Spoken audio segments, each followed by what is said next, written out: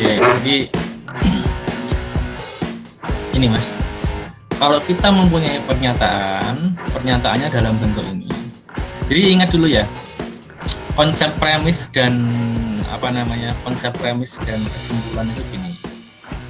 Kalau kita punya premis 1, misalkan isinya A, premis 2 isinya B, kemudian ini kesimpulan atau jadi gitu ya.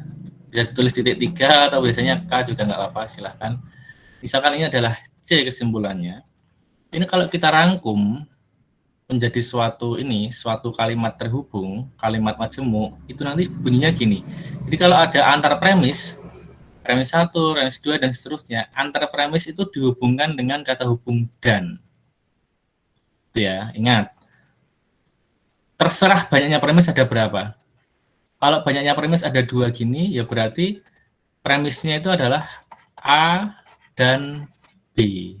Karena ini setara. Premis itu yang diketahui, itu istilahnya, bahasa sederhananya ya.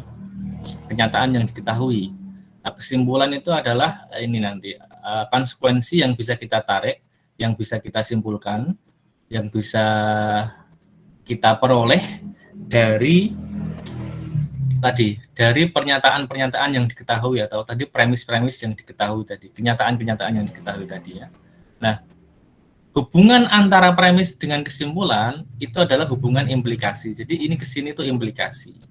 Jadi kalau kita punya susunan seperti ini, berarti antara premis dihubungkan dengan dan, terus antara premis dengan kesimpulan itu implikasi. Berarti ini bisa kita tulis seperti ini. Nah, ini dulu. Ini yang perlu dipahami dulu. Di konsepnya ini harus dipahami dulu. Tadi sudah saya rekam ya. Oke, sudah. Ini perlu dipahami dulu. Terus misalkan gini, premisnya ada 1 tok Pak, gimana gitu ya. 1, jadi premisnya cuma ini aja, isinya hanya A gitu misalkan. Tapi kesimpulannya, ini kesimpulan gitu ya. Kesimpulannya misalkan malah 2, A dan B itu misalkan. Nggak masalah kan? Ini kalau di dalam metode penarikan kesimpulan ini namanya apa ya? Konjungsi ini ya. Jadi kalau kita punya kenyataan A, maka kita simpulkan A dan B, asal B-nya benar boleh. Atau ini bisa kalau lebih valid pakai atau aja lah ya. Karena kalau atau itu kan tidak terlalu mengikat. Yang penting A-nya sudah benar. Ini kalau atau dengan sesuatu sembarang, baik benar baik salah tetap benar. Nah ini kalau seperti ini gimana Pak? Karena premisnya hanya 1, ya berarti bagian sebabnya ini ya cuma A ini aja kan. Berarti ini kalau kita tulis dalam bentuk kata ini, kalimat majemuk, ini berarti menjadi A, diketahuinya A, premisnya A, sebabnya A, jika A, maka apa? Maka kesimpulannya ini, kesimpulannya A atau B, berarti ini. Nah, ini kalau kita punya susunan tadi ya, premis-premis, kemudian disambung dengan kesimpulan bagaimana cara menuliskan dalam bentuk ini teman-teman, dalam bentuk implikasi gitu. Ini dulu paham nggak Anda? Paham Pak ini. Halo? Paham ya? Oke. Ini saya nggak cuma jelasin Andri tok loh, ini jelasin yang lain juga ya. Oke. Berarti kalau seperti ini, nah ini ya teman-teman. Makanya kalau kita punya A, jika A maka dalam kurung, jika B maka C. Nah ini berarti ini premisnya, ini kesimpulannya gitu. Makanya dia ditulis seperti ini. Yang nanti kalau di dalam penulisan soal dan sebagainya teman-teman, banyak literasi atau banyak model penulisan enggak. Kalau di sini kan saya masih pakai P1, P2, K itu ya. Ini tata cara kita menulis di SMA dulu sih. Di premis 1, premis 2, kesimpulan. Tapi kalau ke depan, kalau sudah Anda dianggap expert gitu ya, kita nggak perlu pakai ini lagi. P1, P2 itu nggak perlu. Jadi pokoknya yang langsung ditulis gini, ini sebagai premisnya. Berarti ini premis ini. Ini premis, atau ini premis gitu ya. Yang diawali titik 3, ingat kan kalau kita dulu di SMA atau SMP biasanya kalau titik 3 itu kan jadian gitu ya. dibaca jadi. Nah, ini kesimpulan berarti. Kesimpulan, gitu ya. Ya, ini kesimpulan. Ini premisnya. Itu ya. Nah, makanya kalau kita punya ini kan, jika A, maka jika B maka C, berarti premisnya adalah A, kesimpulannya adalah jika B maka C. Nah, argumen yang berkorespondensi dengan pernyataan ini sekarang,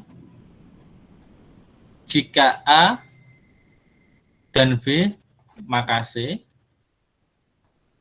itu berarti ini teman-teman. Ini adalah sebabnya atau antecedennya gitu ya.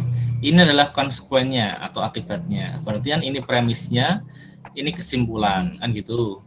Maka di sini kesimpulannya yang C ini, premisnya yang A, B. Pak, kenapa ini bisa jadi dua, Pak? Nah, boleh sih sebenarnya kalau mau kita tulis premisnya adalah A dan B itu juga nggak apa-apa gitu ya.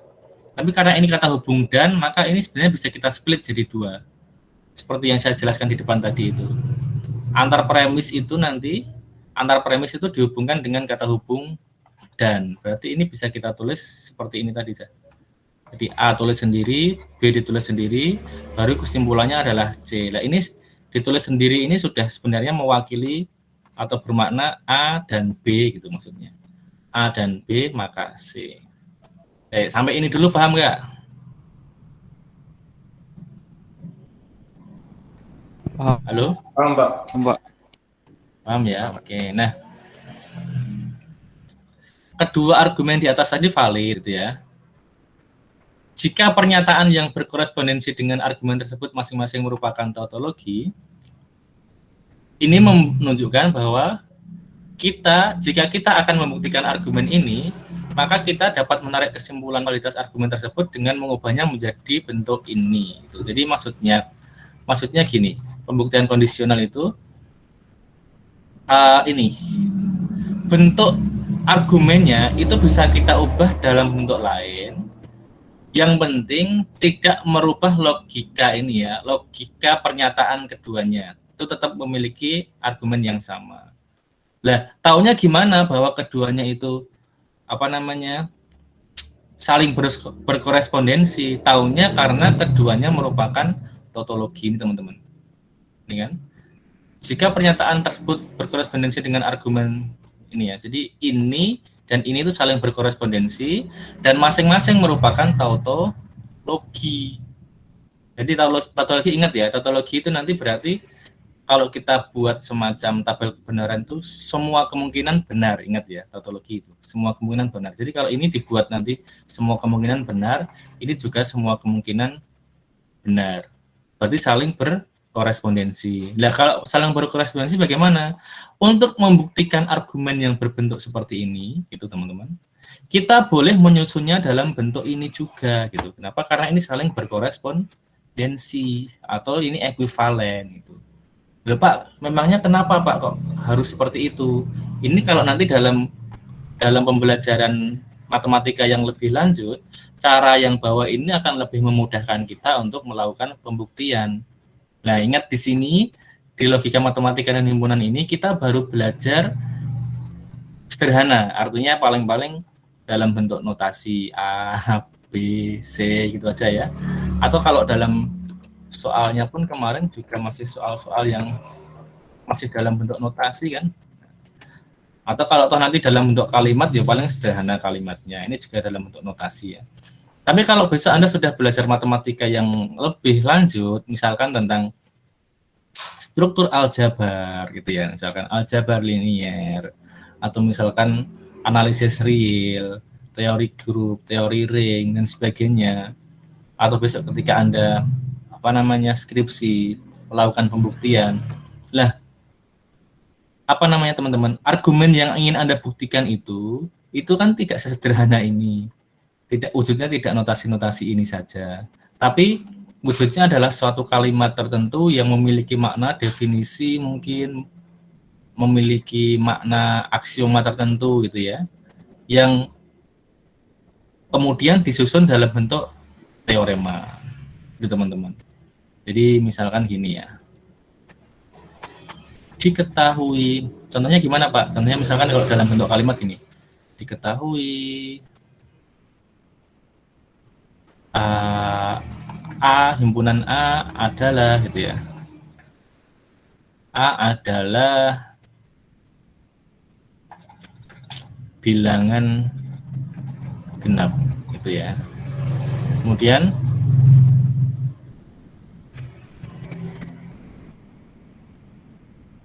setelah itu jadi itu misalkan setiap ini jika maka ya, kesimpulannya jika maka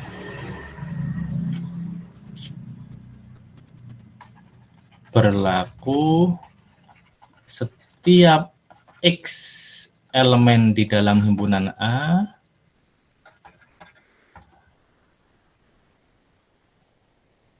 berlaku jika X elemen A, jika pakai jika X elemen A ya, maka X habis dibagi 2. Nah, ini teman-teman. Ini contohnya ya. Contohnya penerapannya ini bagaimana sih? Misalkan ini. Diketahui A adalah bilangan genap. Nah, ini adalah argumen A ini teman-teman. Atau benar, Pak kok A dengan A wis bingung G ngono wae lah. Genap G ngono wae. G kan ganjil Pak, kakak protes engko. Diikuti dulu aja ya. Ini G adalah bilangan genap, terus kesimpulannya jadi berlaku jika X elemen G, maka X habis dibagi 2. Nah, ini serupa dengan ini teman-teman. Kalau kita kita notasikan. Yang atas ini adalah kita notasikan dengan A, misalkan kalimat A. Diketahui G adalah bilangan genap, itu A. Kemudian ini jika X elemen G itu B-nya ini, kalimat B-nya itu bunyinya adalah X elemen G, terus kalimat C-nya itu bunyinya adalah X habis dibagi 2. Nah, maksudnya bagaimana ini? Maksudnya, untuk membuktikan ini, katakanlah ini misalkan suatu teorema gitu ya. Besok Anda waktu menyusun skripsi, Anda menulis teorema bunyinya ini misalkan. Misalkan saja sih. Nah, ini bisa kita susun pembuktiannya dengan bentuk yang ini teman-teman. Berkorespondensi dengannya. Berarti kita juga bisa nanti dalam logika pembuktiannya itu diketahuinya ada 2 gitu. Jadi sebenarnya gini, diketahui G adalah bilangan genap dan X adalah elemen di G titik. Berarti nanti kesimpulannya langsung maka X habis dibagi 2. Nah, jadi ini nanti mungkin membuktikan dalam logika kalimat yang nomor 2 ini mungkin lebih bisa dipahami bagi beberapa orang gitu ya. Kalau ini mungkin agak sama aja, ini sederhana. Ini mudah dipahami, tapi mungkin dalam nanti teori-teori yang lebih kompleks itu ketika dibuat menjadi seperti di bawah ini mungkin akan lebih mudah dipahami gitu. Jadi artinya apa? Diketahuinya ada 2 sekarang, bahwa G-nya adalah bilangan genap dan X adalah elemen di dalam G. Maka yang ingin dibuktikan apa gitu kan? Maka yang ingin dibuktikan adalah X-nya habis dibagi 2. Nah, kalau di sini kan seolah-olah yang diketahui satu tok ini. Diketahui G adalah bilangan genap titik. Yang ingin dibuktikan apa ini? Jadi berlaku jika X elemen G, maka X habis dibagi 2. Jadi kalau gini susahnya apa Pak memangnya kalau seperti di atas Pak? Susahnya kalau ditulis seperti yang di atas ini, yang ingin dibuktikan itu masih dalam bentuk implikasi kan ini. Ini. Jadi ini masih kalimat majemuk yang ingin dibuktikan kesimpulannya. Nah, tapi kalau ditulis dalam bentuk di bawah ini, yang ingin dibuktikan kesimpulannya itu kan sudah tidak kalimat majemuk, tapi kalimat tunggal yaitu C saja. Nah, dengan premis yang diketahui ada dua informasi yang diketahui, bahwa G-nya adalah bilangan genap dan X-nya adalah elemen G. Nah, itu teman-teman. Dan nanti setelah kita ubah ke bawah seperti ini, nanti akan lebih mudah pembuktiannya. Gitu Mas Andre, ini dulu dasar penggunaannya dulu Sudah paham belum maksudnya penjelasan ini? Paham Pak, jelas. Dan yang lain juga, sudah paham belum? Jelas, Pak. Paham, Pak. Andre? Iya Pak, paham. Paham ya? Nah itu Mas, itu pembuktian kondisional ya. Jadi kalau misalkan gini, terapannya dalam soal misalkan nomor 10 lah ini Mas. Nomor 10 kan ini. Berarti premisnya macam-macam nih premisnya Mas. Premisnya kan di sini berarti ada dua. Ini saya potong dulu aja, tak tulis di sana. Kok prop mana tuh? Oke.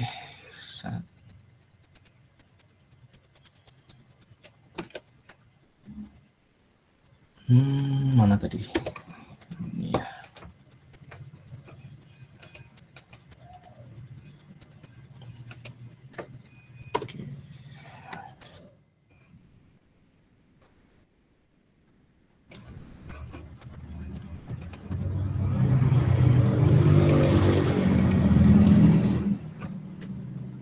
Ya ini Mas Andre dan yang lainnya, Pak kalau diterapkan dalam soal kemarin bagaimana Pak? Nah, kondisional tadi itu, ini kesimpulannya masih dalam bentuk kalimat majemuk. Nah, artinya berarti kita ingin menyimpulkan ini dalam bentuk ingin membuktikan ini ketika kesimpulannya sudah dalam bentuk kalimat tunggal. Berarti kan awalnya ini kan premisnya gini ya. Premisnya berarti kalau saya tulis gini ya, P1. Anda mungkin nggak bingung. Premis pertama kan negasi P atau Q atau R. Premis kedua adalah ini P dan S. Kesimpulan yang ingin dibuktikan awalnya berarti jika P maka E dan gitu ya. Nah ini berarti kesimpulannya yang dibuktikan masih dalam bentuk kalimat majemuk. Nah menggunakan pembuktian kondisional tadi berarti kita bisa membuat argumen yang korespondensi dengan ini. Korespondensinya gimana berarti? Ya ini ya kita ubah jadi tunggal, sedangkan ini antisedenya ini berarti menjadi premis baru, premis yang ketiga. Jadi P1-nya adalah negasi P atau Q atau R, P2-nya adalah P dan S, premis 3-nya berarti informasi barunya adalah P. Kesimpulannya hanya R saja. Itu maksudnya. Yang nomor B juga nanti sama kayak gitu. Dawam belum ini maksudnya? Halo? Paham Pak. Yang lain paham? Paham, Pak. Paham ya? Nah, Paham, Pak. oke, itu terus yang tidak langsung bagaimana Pak? Yang tidak langsung, coba bentar. Nah, ini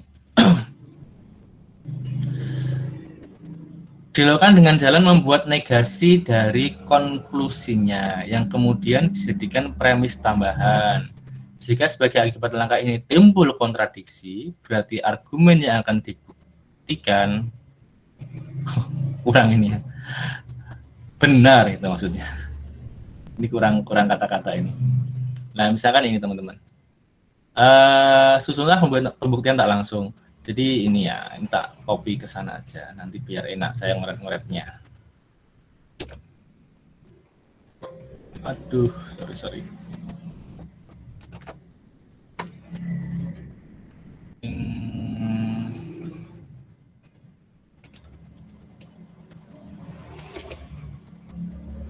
Oke, ini dia.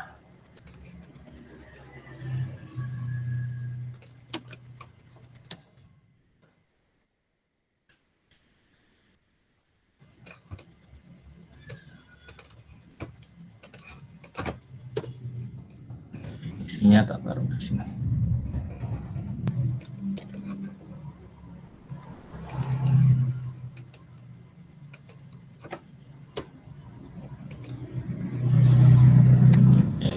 Saya itu mau.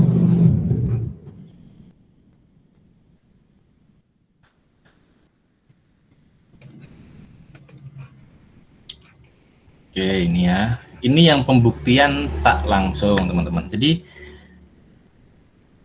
pembuktian kalau tadi pembuktian kondisional itu dia hanya intinya adalah membuat supaya menyederhanakan kesimpulan. Jadi kesimpulannya yang berupa kalimat majemuk itu kita sederhanakan. Terutama biasanya kalau bentuknya implikasi tadi ya. Kalau bentuknya implikasi seperti ini, maka anteseden dari ini ya, atau sebab dari kesimpulannya itu, ini menjadi premis baru, intinya itu. Maka kesimpulannya hanya tinggal akibat ini saja, kan gitu. Nah, kalau contoh aja dulu sekalian. Contohnya misalkan ini ya. Ya ingin dibuktikan ini. Premis pertama ini awalnya, premis kedua ini, kesimpulannya ini. Nah, ini kan panjang banget ini. Kesimpulan berisi double implikasi yang susah. Nah, mendingan ini implikasi yang bisa kita pecah-pecah ini. Yang pertama ini dulu, set. Ini menjadi premis ketiga berarti, set. Maka kesimpulannya masih ini, masih implikasi lagi. Nah, karena kesimpulannya masih implikasi lagi, pecah lagi dong. Ini menjadi premis berikutnya lagi. Berarti kesimpulannya tinggal yang terakhir ini aja. Nah, ini ya. Ini lebih mudah nanti berarti. Artinya kita punya 4 premis ini. Ini yang pertama, premis pertama, ini premis kedua, premis ketiganya hanya diketahui A, premis keempatnya diketahui B, kan gitu ya. Nah, yang ingin dibuktikan apakah nanti akan terjadi D atau tidak. Intinya itu. Jadi lebih mudah kan? Lebih simpel nanti. Alurnya gimana ini kan? Diketahui premis-premisnya kita tunjukkan dulu semua. Ini premis-premisnya nomor 1 sampai 4 ini adalah premis-premisnya kan. Nah, dari premis-premis ini kita menyusun argumen supaya intinya nanti di ending itu akan memunculkan D, akan memunculkan statement D kan gitu ya. Nah, gimana menyusunnya teman-teman? Ini. Nah, langkah berikutnya ini sebenarnya langkah awalnya kan di sini sebenarnya. Karena 1 sampai 4 itu kan baru premisnya ya. Ini kan premis gitu ya. Tapi sebenarnya meskipun itu premis tetap bisa diambil kesimpulan di belakangnya sini. Tetap bisa diambil kesimpulan di sini ya. Ini kan nah, ini kan si kesimpulan sementara ini, kesimpulan sementara kan gitu ya. Maksudnya gimana sih, Pak? Maksudnya gini tuh. Premis awal, oke, nah, premis awal ini sulit dibaca karena baru dasar ya. Premis 2. Nah, premis ketiga, mulai premis 3 ini sudah langsung bisa ambil kesimpulan awal. Diketahui A. Nah, kalau diketahui A berarti pasti terjadi B maka D. Kenapa? Karena premis pertama itu jika A maka berlaku B maka C gitu. Jadi 3 itu berarti kenyataannya terjadi A. Nah, berarti terjadi B maka D. Oh, B maka C. Ini kok B maka D ya? Oh, di sini dulu ya. Jika A maka B maka C. Oh.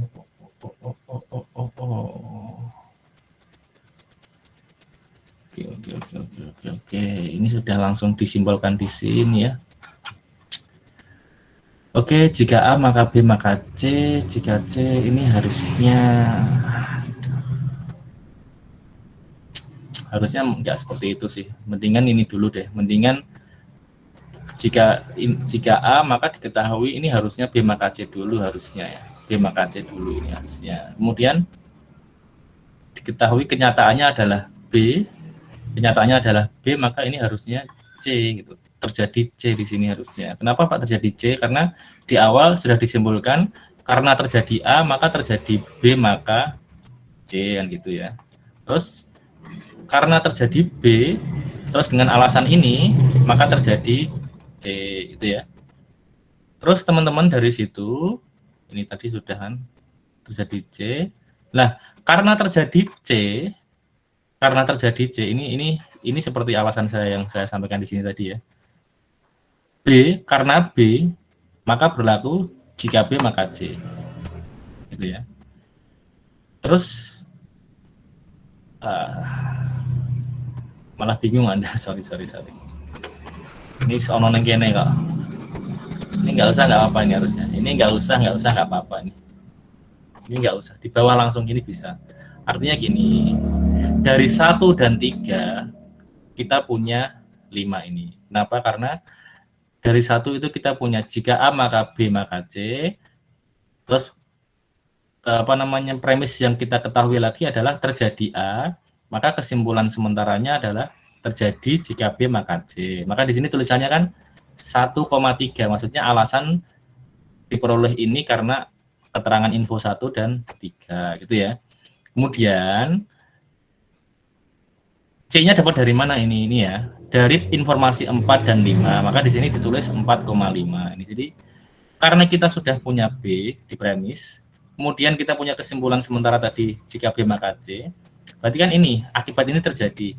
Sebab ini terjadi, maka akibat ini harus terjadi. Maka terjadi C, itu ya. C. Oke. Nah, kalau terjadi C, teman-teman, padahal di premis kedua itu bunyinya jika C maka D dan E gitu. Berarti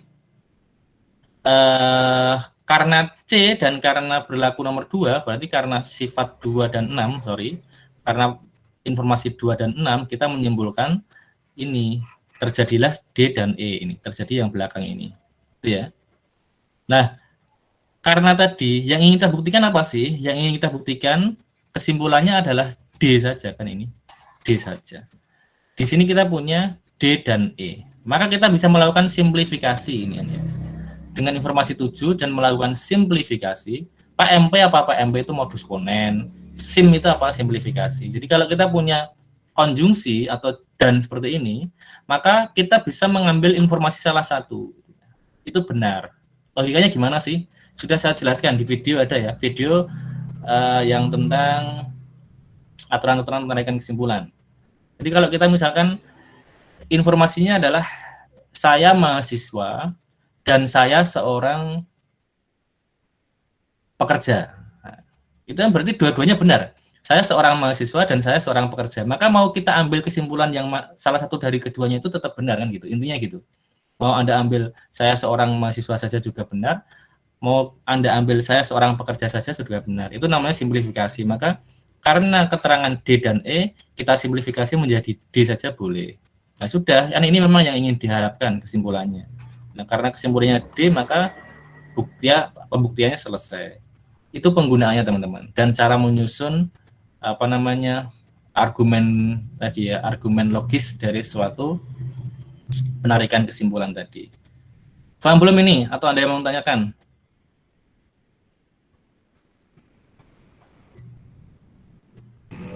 Pak, izin bertanya. Silakan, Mbak. Dalam suatu premis itu boleh ditarik kesimpulan 2 kali nggak, Pak? Digunakan 2 kali maksudnya? Iya. Boleh-boleh aja, Mbak. Oh, baik, Pak. Maksudnya, Terima kasih. mungkin ini nanti digabung dengan ini jadi apa? Nanti terus mungkin ini digabung dengan yang lain jadi apa lagi gitu ya? Iya. Boleh aja, asal ada alasannya. Tadi ya contohnya. Dengan 1 dan 3, terus dengan model modus ponen, maka menjadi ini kan. Ini kan modus ponen, Mbak. Maksudnya apa? Jika A, maka B, maka C, terus diketahui A, kan berarti modus ponen itu tuh. Maka kesimpulannya adalah B maka C. Gitu loh. Paham ya? Yang penting pokoknya alasannya itu ada. Alasan pengambilan kesimpulan itu yang penting jelas. Dia pakai aturan apa itu yang penting jelas. Aturan-aturannya di mana? Di file sudah ada semua di sini kan. Ini ada semua nih. Di 1C ada kayaknya. Ini kan. Nah, modus ponen yang kayak gini. Jika P maka C, diketahui P, jika P maka Q, diketahui P, kesimpulannya Q. Atau modus tollens itu yang pakai kontraposisi itu. Ini simplifikasi tadi itu yang kita gunakan. Jika diketahui P dan Q, kita simpulkan P saja boleh. Kita simpulkan Q saja juga boleh. Atau konjungsi. Konjungsi itu berarti jika diketahui P dan diketahui Q, maka kita simpulkan P dan Q. Atau kita pakai ini silogisme, atau disjungtif silogisme, atau konstruktif dilema, dan sebagainya. Ini sudah saya jelaskan semua kan dulu di video. Kalau lupa juga Anda tahu. Oke.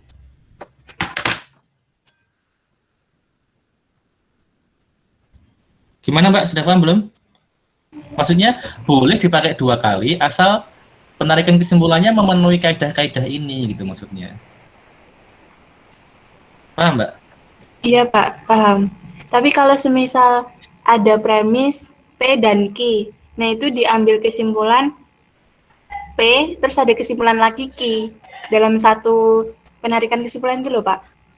Oh, piye Mbak, piye. Misalnya ini. Misalnya piye Mbak mau Mbak? Misal ada premis P dan Q. P dan Q premisnya. Terus Terus yang kedua diambil kesimpulan P, karena simplifikasi itu. terus Terus yang ketiga diambil Q. kesimpulan Q gitu. Iya, karena Oh, simplifikasi dari itu. oh.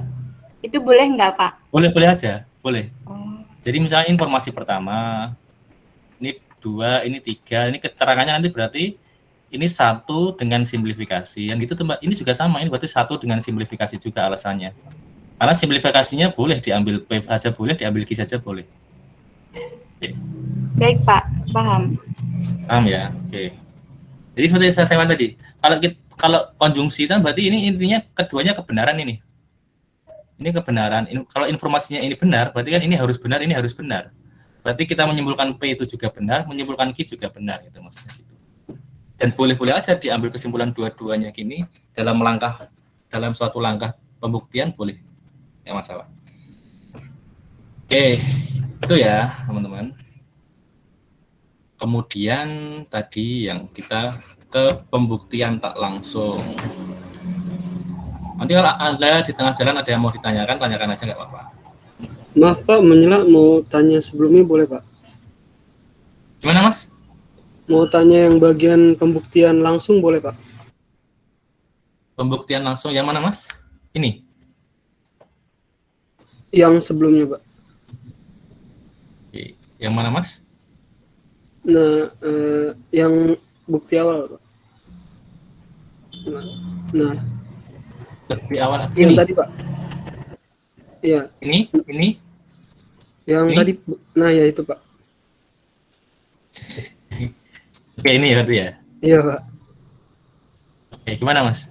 Nah, itu kan kalau dibuat jadi dijabarin itu kan cuma ada premis 1, premis 2, habis itu bisa ditarik kesimpulan C Pak. Kalau misalnya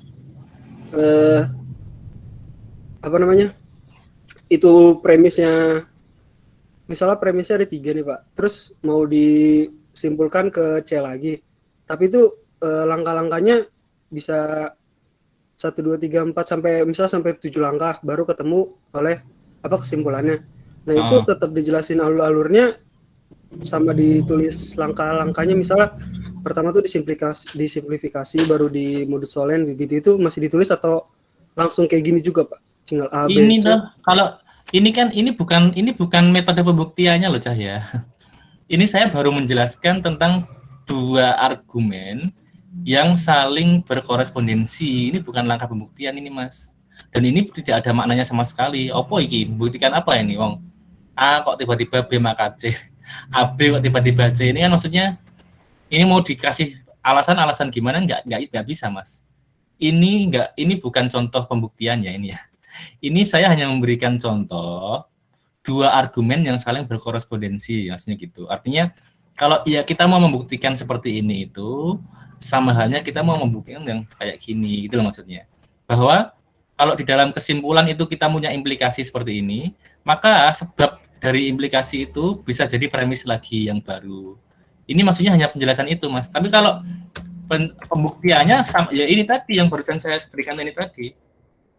Ini misalkan ini ingin membuktikan seperti ini kan kita ingin membuktikan ini, maka tadi itu kan ini jadi premis baru karena sebagai sebab. Berarti kesimpulan sementaranya kan ini berarti B maka D. Lah ini kesimpulannya kok masih implikasi lagi, berarti ini jadi premis baru lagi ini.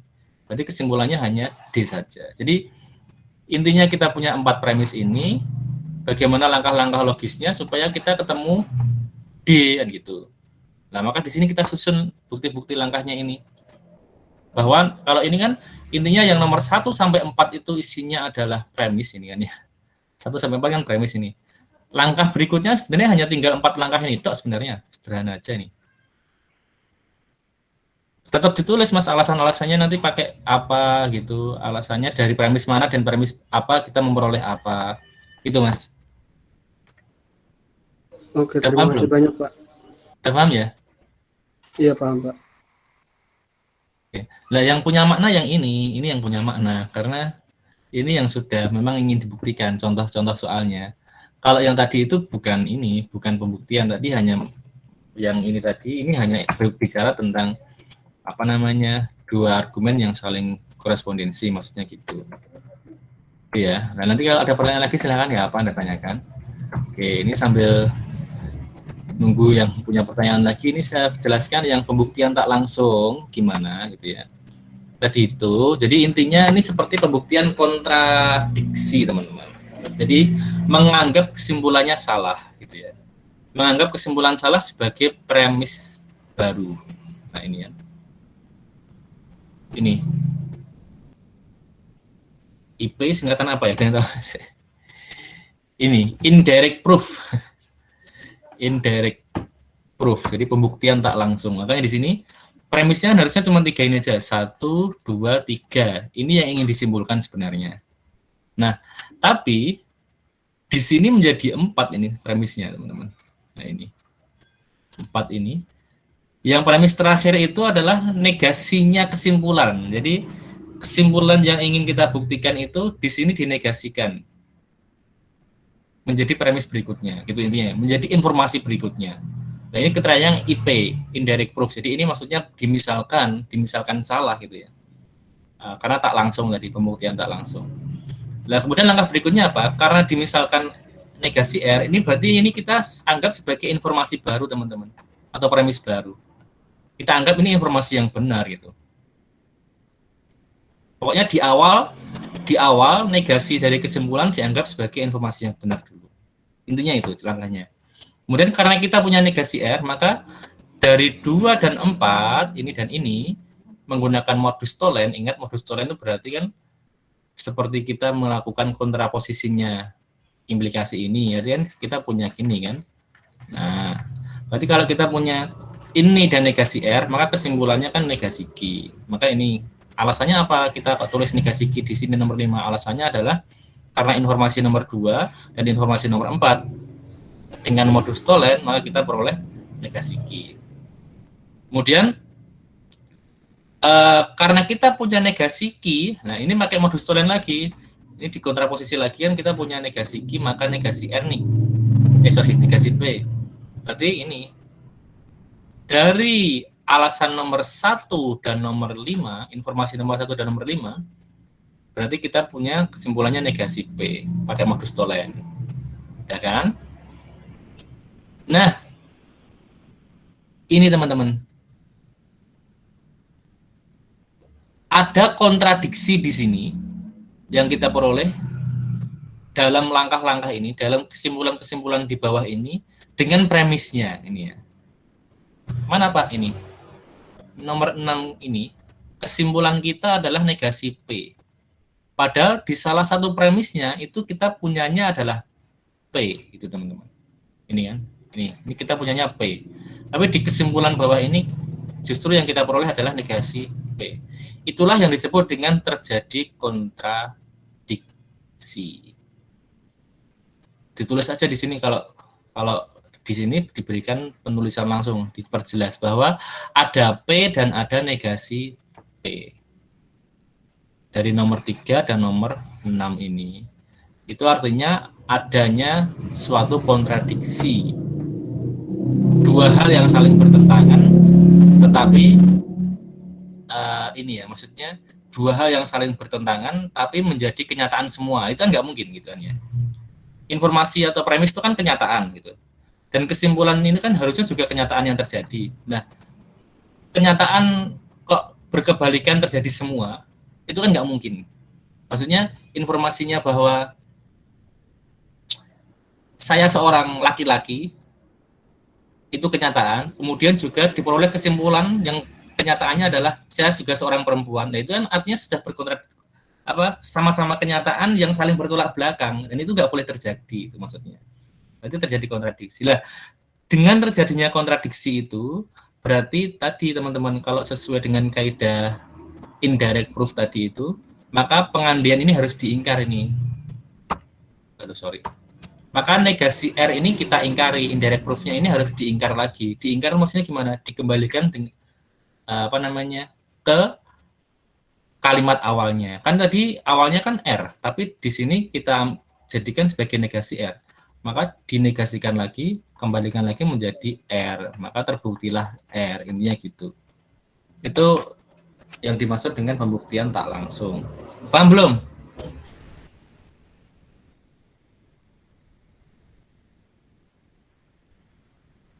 Halo? Paham, paham, Pak. Tapi mau nanya dikit, Pak. Masih mendengar Kalau suara saya? Hah? Gimana? Saya mau nanya dikit, Pak. Kalau pembuktian tidak langsung itu harus dibuktikannya terakhirnya harus selalu kontradiksi, Pak. Ya, kalau kalau ini valid, kalau argumen ini valid, maka harus terjadi kontradiksi. Valid itu maksudnya apa? Berarti yang ingin kita buktikan benar itu, Mas. Yang ingin dibuktikan itu valid. Atau istilahnya adalah terbukti benar, kan gitu ya. Teoremanya atau sifatnya ini terbukti benar. Tapi kalau di akhir kok ternyata tidak terjadi kontradiksi gitu ya, maka berarti ya ini bukanlah suatu kesimpulan yang valid itu. Seandainya dalam susunan buktinya, dalam susunan atau alur pembuktian kok jelas Anda ya, kok tidak terjadi kontradiksi, maka apa kesimpulannya? Berarti dia bukan argumen yang valid. Nah, bukan argumen yang valid berarti seandainya orang menyusun teorema dalam bunyi seperti ini, baik teorema itu mungkin salah. Salahnya bisa di premis yang disusun, informasi atau syarat yang disusun, atau kesimpulan yang diambil salah. Intinya itu, Mas. Seandainya tidak terjadi kontradiksi. Jadi kalau pembuktian tidak langsung dan di sini kok kita andaikan negasi R, ya kita harus menemukan kontradiksi untuk mengatakan informasi ini valid gitu. Untuk mengatakan bahwa argumen ini valid. Tapi kalau kita pakai pembuktian tak langsung, kok nggak ada kontradiksinya, berarti yang ingin kita buktikan ini berarti salah gitu, nggak valid. Paham nggak, Mas? Oh iya, ya, paham, Pak. Halo, paham ya?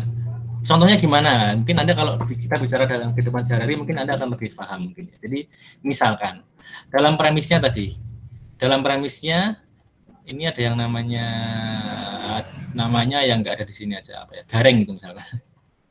Nanti kalau saya pakai nama-nama bagus, khawatir ada orangnya di sini. Misalkan dalam premisnya itu diketahui, dalam salah satu premisnya diketahui gareng itu seorang laki-laki gitu. Nah, tapi nanti kan premisnya banyak, premis 1 ini, premis 2 nanti ada apa lagi, premis 3 ada apa lagi, itu kan ya. Kesimpulannya apa? Misalkan kesimpulannya gareng pemberani itu misalkan. Nah, itu kan ya. Misalkan. Nah, kemudian di sini kita pakai pembuktian tak langsung nanti. Pakai pembuktian tak langsung berarti di sini itu dinegasikan sebagai premis baru. Maka premis barunya, premis yang keempat adalah gareng penakut gitu. Nah, kemudian disusun langkah-langkah logis apa. Nah, di bawah sini ternyata teman-teman itu nggak muncul ini, nggak muncul kontradiksi. Jadi di bawah ini benar semua ini. Informasinya ya P1 sesuai P1, P2 sesuai P2, P3 sesuai P3. Jadi nggak ada yang kontradiksi dengan informasi-informasi ini. Padahal P4-nya itu pakai pengandaian bahwa gareng itu penakut. Dan di sini ternyata tidak terjadi kontradiksi di sini. Tidak terjadi kontradiksi ternyata. Nah, karena tidak terjadi kontradiksi, berarti argumen yang ingin kita buktikan ini nggak valid berarti. Nggak valid itu bisa jadi salah saat ngambil kesimpulannya, atau bisa jadi mungkin informasi yang diberikan ini mungkin ada yang salah. Itu intinya Mas. Paham nggak Mas? Paham, Pak. Jelas.